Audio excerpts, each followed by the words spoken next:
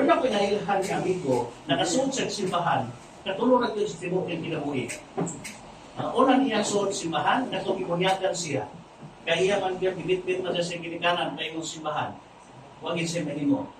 Ikaduhan niyang suod simbahan, katong ikasal siya. O ang last niya nga pagsimba, pagsuod simbahan, atong namatay siya. Kaya huwag maging siya mahimo, ditulak na din siya tayo suod simbahan. Napagitawag doubtful Catholic. So, may mga doubtful Catholic. Mga Katoliko pinunyagan, pero nagduha-duha sa iyang pagkakatoliko. Usahay Katoliko na, pero naging Protestante na.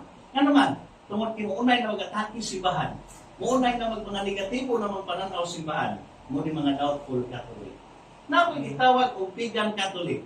Gusto mo mga pagan Catholic? Mga paganong Katoliko na nag-practice o pagtulunan nga wa itudlo sa simbahan. No? Kung sa mga under sa pagan Catholic, kini mga nag-practice o mga patutuo o pamahiin, dili ditudlo sa simbahan. Pagtulunan para sa simbahan, dili. Superstitious belief.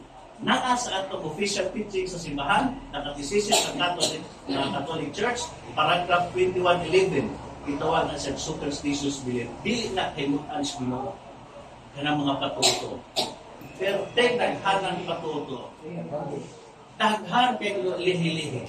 Dito sa mga siyam kaadlaw nga gihayat, siyam kaadlaw ay liko. Ay bawal na maligo, bawal manulay. Bawal manulay. Sa iyo man siyam kaadlaw ay liko, wa kay panulay. Pagabot sa ikasiya, mga anak na sa abroad ng tawag, nay, nagli ang akong flight, extend another 9 days. Pila ka adlaw nga way liko? 18 adlaw.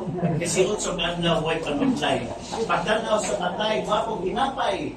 Pagtanaw sa patay, makulatan ka. Bahok pas patay. Napay, mukhaon tuyo ko ng plato. Dinaglakaw. Para di ka manistasya. Yung akong amigo, naglakaw kay President Driver man. Yung siya, malakaw na kuday. Nagkaon na din asawa. Tingnan ang buwan niya, tingnan ang katupan na tuyo ka ang plato. Pero hindi ka manistasya. So, gituyo ka ang plato. Pagkawas niya sa iyang balay, hapit man siya naligsan. Ngayon niya, sus! May galit. Ituyok na kong plato. Minsan nagluwas niya, ang plato.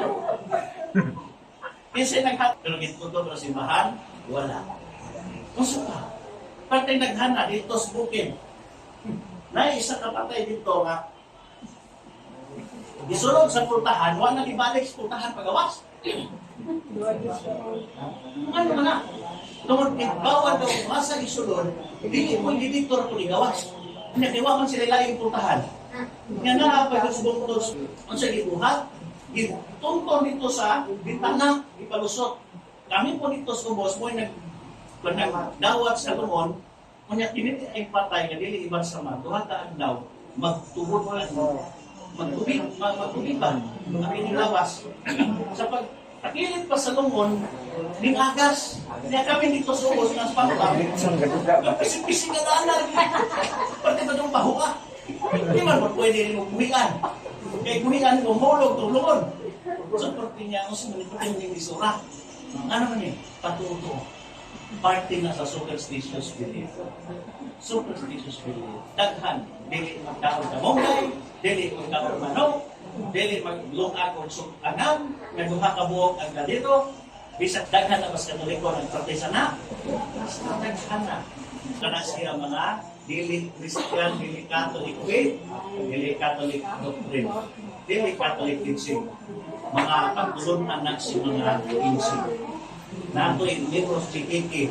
Pagsuod na ko dito siya balay, ang iyang pati na ko kayo nagtakagong singsili. Giring o punod. Mas mana na mag-giring. Giring. Para paswerte.